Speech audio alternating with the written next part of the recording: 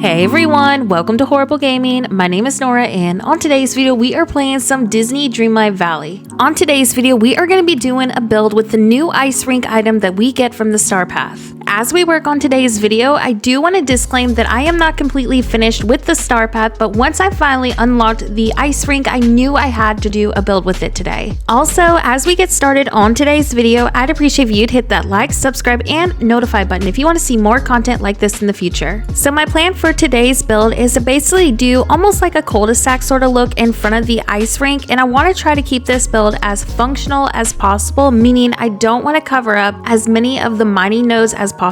Something that I do wish that we had was snow-covered ferns, but I'm just going to be using the Forest of Valor ones just to add a little bit of hint of greenery through the build. I was actually really hoping for some more snow-covered plant-like options and of course some snow-covered fencing too. But even though we're super limited on our greenery options, I still think today's build turned out really nice and I think it complemented all the color tones really well too. So once I finish mapping out the pathing, the next step is to start adding some details to it, and just like we did in the first part of my Frozen Heights, I'm gonna blend out the pathing with the rock item, and this is just like the little rock border that we've been doing on all of my natural builds lately. Also, for the rock path, we're gonna actually rotate between the smaller rocks and then the larger rocks, and this is actually gonna help us use less items going towards our item limit, and it also looks a little bit more realistic too. I'm also gonna keep the decor pretty simple around the river because obviously I want to be able to access this so I can do some fishing, because the other side is actually blocked off completely. So we're just going to do some meadow grass because we actually discovered on a previous live stream that the meadow grass blends so well with the pathing and it just looks really nice. And this will also give us a really nice subtle detail so it doesn't look as empty, but it's not going to be obviously too cluttered to be able to access that location too. Also, just like with the river mouth, I'm going to keep the decor over by the bridge pretty simple because it's not a big spot anyways, but too much clutter will take away from the build. So to fill in this location a little bit more, but of course by keeping it simple, I'm just going to place a couple of bushes and then fill in with a couple of florals and then move on to blending out the rest of the pathing. Next, I went ahead and added some rock details to the pathing. I also added some of the Olaf clouds, and this is a friendship item you get just from getting him up to, I believe, level 10. Next, I blended out the entryways with an elegant light arch, and I believe this was a friendship item I got from Fairy Godmother. I really wanted to use the new light arch that we got in the Star Path, but it actually was not wide enough for the entryways. It was too small in dimension, so I'll probably just use that in a different Christmas build. If y'all have any fun ideas for the new Christmas arch item, let me know in the comments section below and maybe we can do a future build on it. As for the rest of the Frozen Heights, I'm really not sure what my plan is. I've been kind of going with the flow through the whole build process in this biome. We've actually been designing most of this on my live streams, so if you're new here, definitely tune into those if you like slower content. I feel like this biome has been one of the hardest layouts that I've done in a very long time. I really wanted something not structured and very natural, so getting this layout the way it looks now was super tricky, and I just think it's a really nice layout than what you normally see in the Frozen Heights. Anyways, after today's build, I only have 2 locations left of this biome and then it's completely finished. I'm thinking to fill up these empty locations. I'll definitely do something with the Frozen inspired home, and then there's also a spot next to the Frosty Fortress. If I can't decide on a villager for this location, I was considering on doing something around igloo camping with like a hot chocolate stand, as I think that would be a really nice filler. I'm not really sure what my plan is until I see how the rest of the biome turns out, because then I can start planning that area a little bit better.